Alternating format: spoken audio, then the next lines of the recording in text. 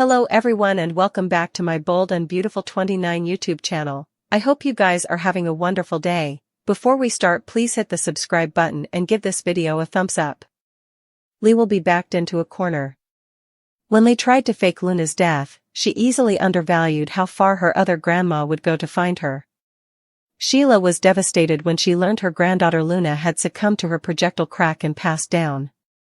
Sheila demanded check about Finn's son and could tell that Lee was hiding commodity, or rather someone. Lee's secret isn't safe, and Sheila is on the case. Sheila banged into Lee and her bag of Luna's drug. It's only a matter of time before she figures out that her granddaughter is still alive. Sheila Carter can't expose Lee Finnegan's Luna fiddle. Because also her granddaughter will be handed over to the authorities. She can't catch Luna and keep her alive in a sanitarium bed in the backroom at Il Giardino. She needs Grandma Lee's medical moxie. Lee is in over her head trying to watch for Luna Nozawa and keep her hidden. Grandma Sheila could be the answer to her problems. Sheila will have to keep a huge secret. Bill plans to make Grace pay. As for Ivy, she bonds with Electra. Nick to surprise Brooke at Forrester Creations. Since the shipman didn't get a chance to propose on the boat, he'll ask for her hand in marriage now. In an exercise clip, Nick assures the Golden that it doesn't have to be over for them while holding open the ring box. Brooke knows that her heart formerly belongs to Ridge. No matter how important Nick loves her, she can't return that love to him. It wouldn't be fair to either of them.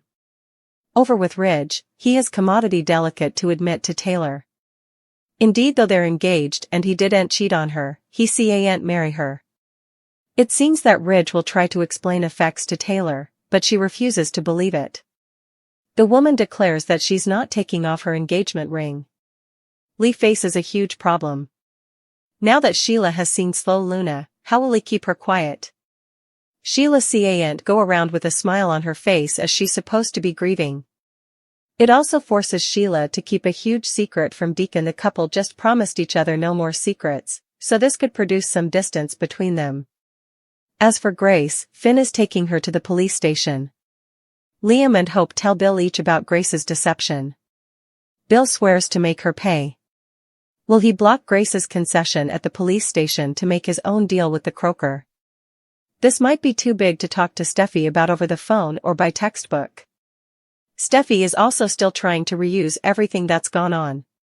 So, will Finn, Liam, and Hope keep the fake excrescence discovery from Steffi?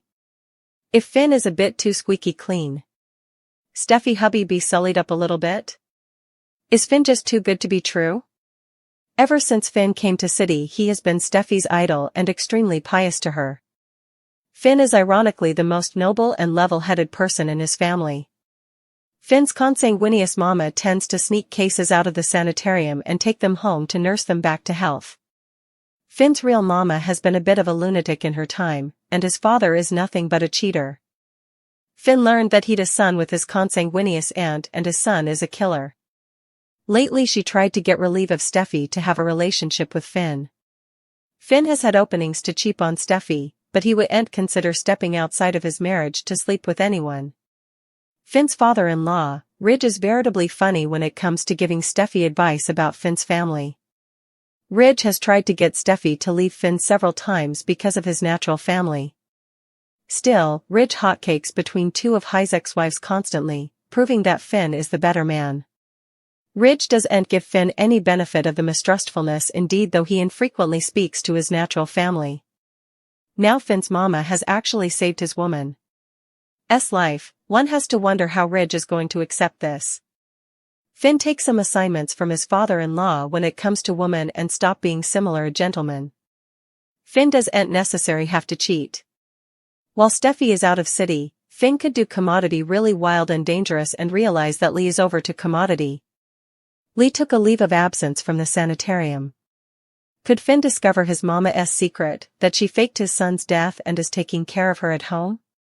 Finn will decide to help his mama take care of Luna and keep the secret of her survival from Steffi. Could Finn manage to spend some time with his son and get to know her while she's won the mend? Grace facing Liam's wrath and Sheila discovering Lee's shady little secret. Grace's visit had Liam and Hope alarmed for a hot alternate. Was the cancer back? Is Liam still dying? Imagine their relief to hear that no, Liam is good. No excrescence then. Stay, no excrescence? For a hot alternate, they took that to mean the cancer was gone and sang Grace's praises. She's a phenomenon worker. An angel. A saint. A idol. Imagine their shock when Finn shut that down. No more waxing lyrical of the good croaker. When Grace started coming clean. Liam no way had cancer. She took the symptoms of his brain bleed and combined them with another case's reviews, and ran with it. She scammed him, she scammed his father. It was all one big taradiddle. Liam was astounded. He was so blindsided he couldn't believe it. What does she mean he didn't have brain cancer? He'd all the symptoms, and he'd the surgeries. Yes, he did. Grace gave him meds to make him sick so she could cure him. It took Hope all of a split second before Hope and Liam realized the reason why, plutocrat. Just like Reese did with Beth. The Buckinghams keep torturing them for a cash heist. Liam went on the attack, which thankfully for Grace, Finn stopped and held him back. Grace also poured out the whole snide tale. This was all Reese's fault. She did what she did to save her family after Reese's debtors came chasing her and her family. Surely, they must understand, right? Nope. Not at each. Hope lost it and slided her right across the face and read that croaker. For smut. There would be no mercy then.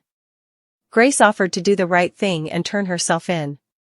Finn also dragged her off and hauled her off to the police station, leaving Liam and Hope to deal with the fate.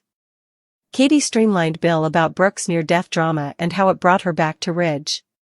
Unexpectedly, Bone Bill was that worried to hear his partner was getting back with her partner. He was much too upset about Liam to watch about what Brooke was over to. Bill opened up about how effects played out for Liam. Grace saved his life, thanks to $1 million bone surgery. Katie was on edge over that colossal number, but to Bill, it was just plutocrat. Plutocrat that saved his son. He'd reluctantly open up his bank account over and over for his children. Look at him having his proceedances in order. He's such a good man now. If only he could turn back time and fix all his miscalculations. Sheila continued needlingly for answers about Luna, which, of course, Lee was about to unmask. It didn't count how important Sheila reviled against her. Ultimately, Lee stormed off to get down from the interrogation. Unfortunately, she didn't pick up all those vials that scattered out of her bag, and when Sheila saw one, she heard those each too familiar alarm bells ringing in her head. Suspicious and undeterred, Sheila followed Lee home. Lee tried to shut her out when she opened the door, but Sheila is one tough cookie. I know what you're doing, she seethed.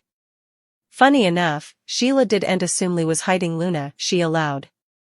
She was hiding in addition and pretended to leave when Lee baffled.